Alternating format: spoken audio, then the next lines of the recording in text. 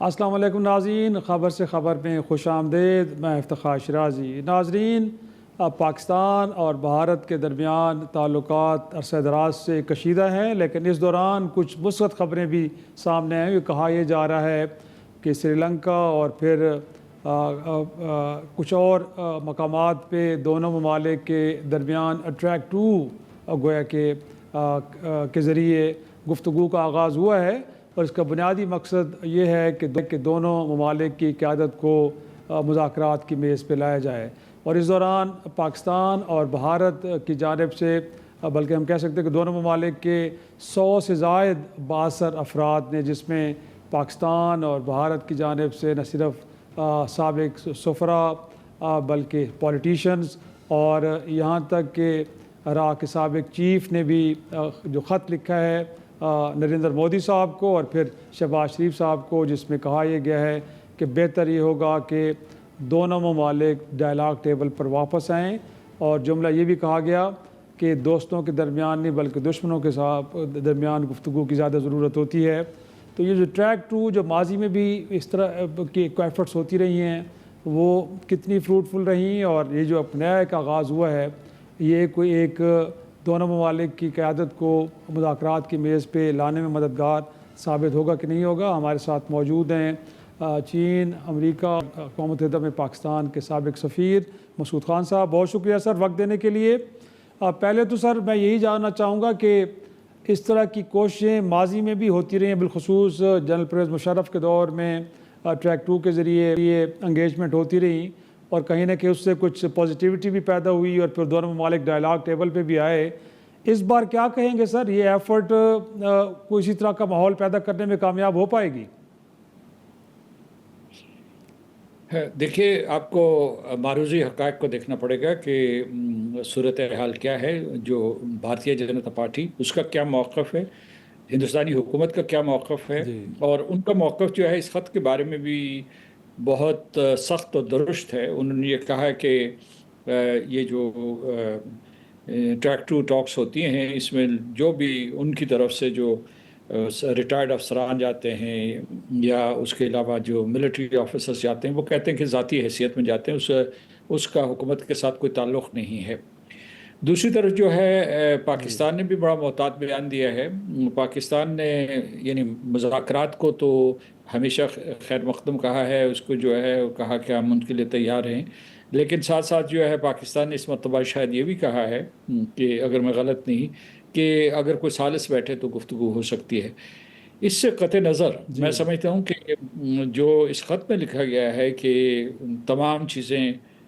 یعنی ایک مرتبہ بھی اس میں ہندوستان کے 2019 کے اقدامات کا ذکر نہیں کیا گیا۔ اس میں صرف یہ کہا گیا ہے کہ سفارتی تعلقات بحال کر دیے جائیں، اس کے علاوہ جو تجارت معطل ہے اسے بحال کر دیا جائے، اور اس کے بعد مذاکرات کا آغاز کر دیا جائے۔ یعنی یہ ایک قسم کی ہندوستان کی جرائم کے اوپر پردہ پوشی ہوگی، اور اس کے بعد اگر ہم مذاکرات شروع بھی کریں گے تو اس کا جو پہلا نقطہ ہے کہ ہندوستان اگست 2019 کو جو اس نے دوبارہ سے مقبوضہ علاقے کے اوپر قبضہ کیا، اور اسے جو ہے ایک جو آٹونومی دی ہوئی تھی، وہ بھی کوالیفائڈ قسم کی، محدود قسم کی آٹونومی، اس سے بھی محروم کر دیا۔ تو پھر سمجھ میں نہیں آ رہا کہ کیا اس سلسلے میں ہم حاصل کر سکیں گے۔ انہوں نے جو فریم ورک دیا ہے مذاکرات کے لیے، وہ بھی دلچسپ ہے کہ وہ آپ نے اس کا بھی ذکر کیا کہ جب صدر مشرف کے زمانے میں 2004 سے 2008 تک یا 2007 تک مذاکراتی عمل چلا تھا،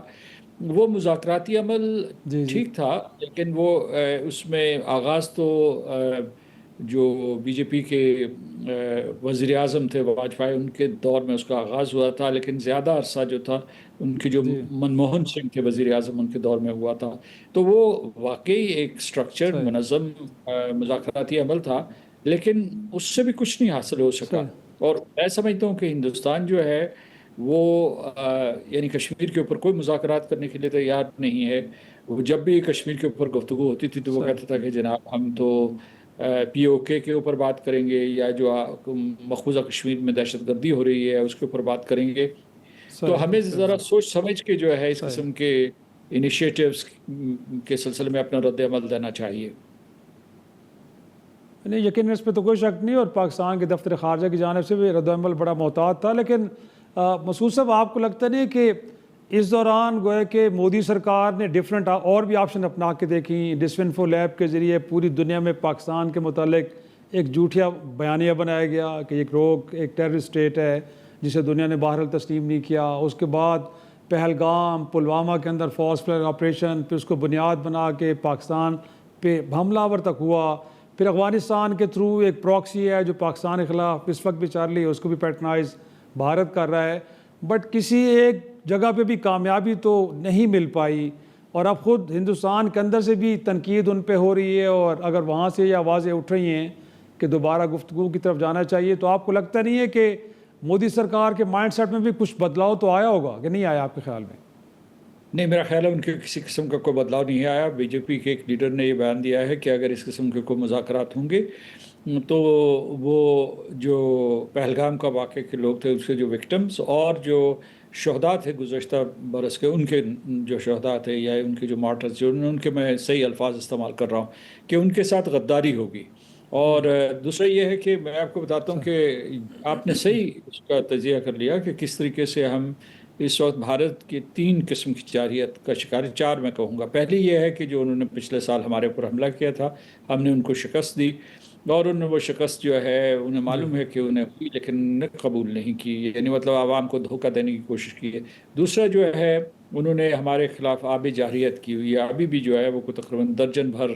ڈیم بنا رہے ہیں دریائے چناب کے اوپر، اور اس کا پانی جو ہے پورے کے پورے انڈس بیسن کے جو پانی ہے وہ منتقل کر رہے ہیں راوی، بیاس اور ستلج کی طرف. اور پھر جو ہے ڈیم، جیسے کہ میں نے کہا، دھڑا دھڑ بنا رہے ہیں. ان کی بڑی مطلب ہائی میگا واٹیج ہے. جی ہاں. اور تیسرا جو ہے وہ جنگ جو ہے ان کی وہ افغانستان سے ہے. یعنی یہ کسی جنگ سے کم نہیں ہے، کیونکہ ہمیں پتہ ہے کہ تحریک طالبان پاکستان ہوں یا ایکس جو ہے القاعدہ ان سب کانٹیننٹ ہو، یا اس کے علاوہ جو دوسرے وہاں دہشت گرد تنظیمیں ہیں بلوچستان میں جن کی طرف سے حملے ہوتے ہیں، یہ سارے کے سارے جو ہے ہندوستان کروا رہا ہے. اور اس نے افغانستان کے جو حکمران ہیں افغان طالبان کے اندر بھی پینیٹریشن کر لی ہے. اور جو چوتھی جنگ ہے وہ پاکستان کے اندر، وہ اس نے کچھ ایسے وکیل پیدا کر لیتا ہے جو وکالت کرتے ہیں، جو سطحی گفتگو کرتے ہیں کہ جناب ہندوستان جو ہے اور پاکستان کے لوگوں کو ایک دوسرے کے ساتھ مل جل کے رہنا چاہیے. اس میں کس کو شک و شبہ ہے کہ اگر ہم ہمسائے ہیں تو ہمیں اختلافات دور کرنے چاہیے، اور اس کے بعد جو ہے بقائے باہمی کے اصول کے اوپر اپنے تعلقات استوار کرنے چاہیے. اس میں کس کو شک ہو سکتا ہے؟ لیکن یہ ہے کہ بھارت جو ہے وہ خاص طور سے جو بھارتیہ جنتا پارٹی اور اس کے بعد جو ان کے پیچھے راشٹریہ سوائم سیوک سنگھ ہے، وہ کسی قسم کی لچک دکھانے کے لیے تیار نہیں ہے. گزشتہ برس چونکہ ہمارے ہاتھوں ان کی ہزیمت ہوئی، اس کے باوجود جو ہے ان کا گھمنڈ نہیں ٹوٹا. اور پاکستان مثبت کردار ادا کر رہا تھا ایران اور امریکہ کے درمیان، اس کے بارے میں بھی جو ہے ان کا تبصرہ ہمیشہ بہت سخت منفی تھا اور توہین آمیز تھا پاکستان کے خلاف. پھر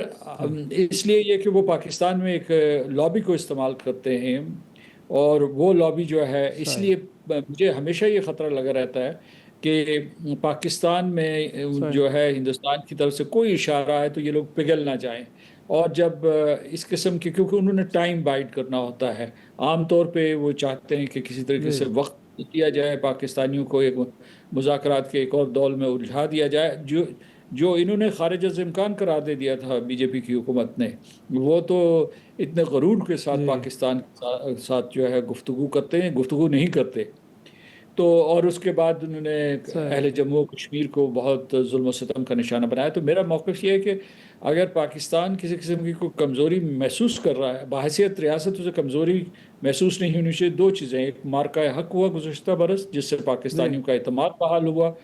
کیونکہ بہت سے جو ہے یہاں نہ صرف جو ہے مختلف حلقوں میں لوگ کہنا شروع کر دیتے کہ ہندوستان بہت بڑا ملک ہے، اس سے مقابلہ نہیں کر سکتے، بے سود ہے. یا دوسری طرف جو تھے جو لوگ یہ کہہ رہے تھے کہ جناب پاکستان کو ہندوستان آئسولیٹ کر رہا ہے، لہٰذا اگر ہم ان کے ساتھ مذاکرات کریں گے تو ابھی یہ صورتحال ہے کہ پاکستان تو دنیا میں انٹیگریٹ ہو گیا ہے. پاکستان جو ہے اس وقت اپنے مصافاتی سفر میں اعلیٰ ترین منزل پہ کھڑا ہے، اعلیٰ ترین مقام پہ کھڑا ہے، اور ہندوستان آئسولیٹ ہوا ہے. تو اس وقت جو ہے اگر ادھر سے کوئی آوازیں اٹھ بھی رہی ہیں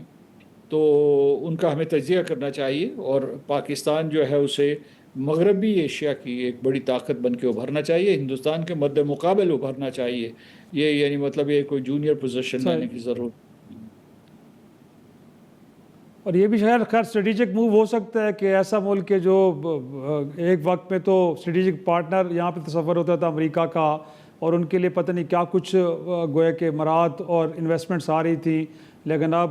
امریکہ جیسا ملک G7 اجلاس کے اوپر آپ نے دیکھا کہ وہ پیچھے پھرتے رہے، لیکن ٹرمپ صاحب نے شاید ہاتھ ملانا وہ بھی بڑے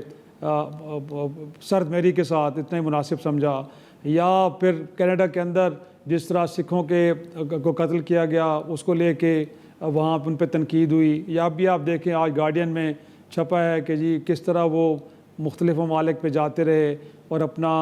گویا کہ امیج بہتر کرنے کے لیے ان کو ایوارڈز دیے گئے، ان ایوارڈز کی کوئی حقیقت نہیں ہے. تو یہ بھی ہو سکتا ہے کہ اس تنہائی سے نکلنے کے لیے وہ کوشش کر رہا ہو بھارت. بٹ مور امپورٹنٹلی میں یہ جاننا چاہوں گا آپ سے کہ جو ہم امید کر رہے ہیں اور جو ہم بات کر رہے ہیں کہ اس معاملے میں اگر امریکہ ثالثی کرنا چاہے تو پاکستان اس کو ویلکم کرے گا، یہ بات تو ہم بار بار کرتے رہے ہیں مسعود صاحب، بٹ ہمیں اس بات کی امید کرنی چاہیے کہ اگرچہ اس وقت بھارت کو اتنی اہمیت حاصل نہیں ہے واشنگٹن میں کہ جتنی شاید آج سے کچھ عرصہ پہلے تھی، لیکن کیا امریکہ اس سارے معاملے میں آئے گا، ثالثی کا رول پلے کرے گا آپ کے خیال میں؟ دیکھیے گزشتہ برس جب مارکہ حق کے بعد صدر ٹرمپ نے بیان دیا تھا تو اس پہلے ہی بیان میں انہوں نے یہ کہا تھا کہ ہندوستان اور پاکستان کشمیر کے اوپر بیٹھ کر گفتگو کریں، لیکن تیسرے ملک میں کریں. انہوں نے جو 2019 میں پیشکش کی تھی اسے نہیں دہرایا. 2019 میں انہوں نے واضح طور پر یہ کہا تھا کہ امریکہ ثالثی کا کردار ادا کرے گا. اس مرتبہ امریکہ نے اس قسم کی آمادگی کا اظہار نہیں کیا. جب امریکہ جیسا ملک پاکستان اور ہندوستان کے درمیان ثالثی کرے گا تو معاملہ اور بھی الجھ جائے گا. اس کی وجہ یہ ہے کہ امریکہ دنیا کی سپر پاور ہے، اسے جو ہے اس نے ٹھیک ہے ہندوستان کے اور امریکہ کے تعلقات فی الوقت اچھے نہیں ہیں، لیکن وہ سمجھتے ہیں کہ اسے کسی نہ کسی طریقے سے وہ چین کے خلاف استعمال کرے گا، کبھی آج نہیں تو کل. اگرچہ ہندوستان سمجھ گیا ہے کہ اس کی وقت اور اہمیت واشنگٹن میں مجروح ہوئی ہے اگر ختم نہیں ہوئی، اور اس نے چین کے ساتھ بھی پینگیں بڑھانے کی کوشش شروع کر دی ہے. تو اس وقت اس میں اگر صدر ٹرمپ کہتے ہیں تو ہمیں آمادہ ہو جانا چاہیے، کیونکہ ہمارا موقف یہ رہا ہے کہ ہم مذاکرات کے لیے تیار ہیں. ہم نے تو ایران اور امریکہ کے درمیان مذاکرات کیے جو دشمن تھے، تو اگر ہندوستان اور پاکستان کے درمیان مذاکرات ہوتے ہیں تو ضرور ان کا آغاز ہونا چاہیے. ہندوستان اور پاکستان کے عوام الناس نے صدیوں تک ایک دوسرے کے ساتھ رہنا ہے، لیکن سوال یہ پیدا ہوتا ہے یعنی پاکستانی جو فیصلہ کرنے والے ادارے ہیں یا اس کے علاوہ فیصلہ کرنے والے شخصیات ہیں ان سے یہ کہتا ہوں کہ کبھی مذاکرات سے پہلے جو ہے یونیلیٹرل کنسیشنز نہ دیں کسی سلسلے میں. مثال کے طور پر اگر آپ پہلے ہی یہ کنسیشن دے دیں کہ جی 2019 کے واقعات کو جو ہے ایجنڈے پہ نہیں ڈالا جائے گا، یہ بھارت کی دہشت گردی کو نہیں ڈالا جائے گا ایجنڈے کے اوپر، کیونکہ واویلا بھارت کو چاہتا ہے اور پاکستان کو بدنام کرنے کی کوشش کرتا ہے، لیکن جو جتنی بھی دہشت گردی یہاں ہو رہی ہے یا جن کا آپ نے ذکر کیا کہ بیرون ملک، یعنی مطلب ہے یہاں تک نارتھ امریکہ، آسٹریلیا، کوئی ملک بچا نہیں ہے. جی ہندوستان کے اگر وہ اور پاکستان نے اکٹھے بھی کیے ہیں اس کے شواہد اور اقوام متحدہ اور امریکہ کے حوالے کیے ہوئے، تو وہ چیز ایجنڈے پہ ہونی چاہیے. یعنی یہ جو ہمارا دفاعی ایک سفارتی پوسچر تھا وہ ختم ہو جانا چاہیے، کیونکہ جو ہم لوگ بعض اوقات جو ہے نا اس خوش فہمی میں مبتلا ہو جاتے تھے کہ جب ہندوستان کے ساتھ مذاکرات کرے گا تو وہ کشمیر کے اوپر کوئی رعایت کرے گا، دہشت گردی کی رٹ ختم کر دے گا. اس نے ایسا نہیں کیا. تو مذاکرات ضرور ہونے چاہیے، ڈپلومیسی ضرور ہونی چاہیے، لیکن اس کے جو خد و خال ہیں، جو اس کا فریم ورک ہے، جو اس کے پیرامیٹرز ہیں، وہ اسٹریٹجک ہونے چاہیے، لانگ ٹرم ہونے چاہیے، ایسے جذبات کی بنیاد کے اوپر نہیں ہونا چاہیے. اور آپ کے خیال میں اگر یہ انگیجمنٹ آگے بڑھتی ہے، مذاکرات کا عمل شروع ہوتا ہے، تو گویا کہ ہماری مغربی سرحد پہ جو اس وقت ہمارے لیے بڑا تھریٹ ہے، گویا کہ ہم حالت جنگ میں افغانستان کے ساتھ بھی، تو اس تھریٹ کو بھی نیوٹرلائز کرنے میں مدد ملے گی اگر ہم بھارت کو انگیج کرتے ہیں تو؟ یہ بہت بڑا سوال ہے. میرا خیال ہے کہ بھارت نے کبھی بھی اس قسم کی میچورٹی کا مظاہرہ نہیں کیا. آپ یہ دیکھیے کہ حامد کارزائی کے زمانے میں جب ہمارے مذاکرات کا یہ عمل جو 2004 سے 7 تک یا 8 تک چلا ہے، اس وقت بھی انہوں نے جو ہے وہاں کانسلیٹس میں اس موقع سے بھی فائدہ اٹھایا اور ایک جاسوسوں کا نیٹ ورک وہاں قائم کر دیا، اور اس کے بعد وہاں بھی دہشت گرد تیار کر کے پاکستان کے اوپر حملے کرواتے تھے۔ یہی سلسلہ اشرف غنی کے دور میں بھی رہا، اور اب جو ہے انہوں نے کسی طریقے سے افغان طالبان کو بھی قابو کر لیا ہے اور ان کی سرزمین استعمال کر کے پاکستان کے اوپر حملے کروا رہے ہیں۔ بھارت کے جو نیشنل سیکیورٹی ایڈوائزر ہیں یا ان کے وزیر اعظم یا ان کے وزیر خارجہ، یہ جو ٹریو ہے، یہ کسی بھی مجھے شک ہے اگر وہ ایسا کرے تو اس کا مطلب ہے کہ ایک بہت بڑی پیش رفت ہو سکتی ہے، لیکن مجھے شک ہے کہ وہ ایسا نہیں کریں گے۔ انہوں نے بہت بھاری سرمایہ کاری کی ہے، وہ ویسے بھی پاکستان کو ایک ترقی یافتہ ملک کے طور پر نہیں دیکھنا چاہتے ہیں، کیونکہ وہ معاشی طور پر بھی پاکستان کو نقصان پہنچانا چاہتے ہیں، پاکستان کو اندر سے کھوکھلا کرنا چاہتے ہیں، جس کے لیے وہ لابیز کریٹ کرتے ہیں۔ تو جو افغانستان کا اگر وہ کرتا ہے اس قسم کا، یہ ہمارا مفروضہ ہوگا اس وقت، وہ تو دیکھا جائے گا کہ پہلا یہ کہ مذاکرات شروع ہوتے ہیں کہ نہیں ہوتے، وہ براہ راست ہیں یعنی دو طرفہ ہیں، یا کہ کوئی ثالث درمیان میں موجود ہے، اور تیسرا یہ کہ اگر وہ ہو جاتے ہیں فرض محال تو اس کے بعد جو ہے ہندوستان اس کے لیے افغانستان میں اپنے آپریشنز ختم کرنے کے لیے تیار ہے یا نہیں، اور خاص طور سے اس سے پہلے جو آپ سوچیے کہ جو انڈس واٹر ٹریٹی کا تعطل وہ ختم کرے گا یا نہیں کرے گا، اور اس کے علاوہ جو یہ خلاف قانون اور خلاف معاہدہ جو وہ سارے کے سارے درجنوں وہاں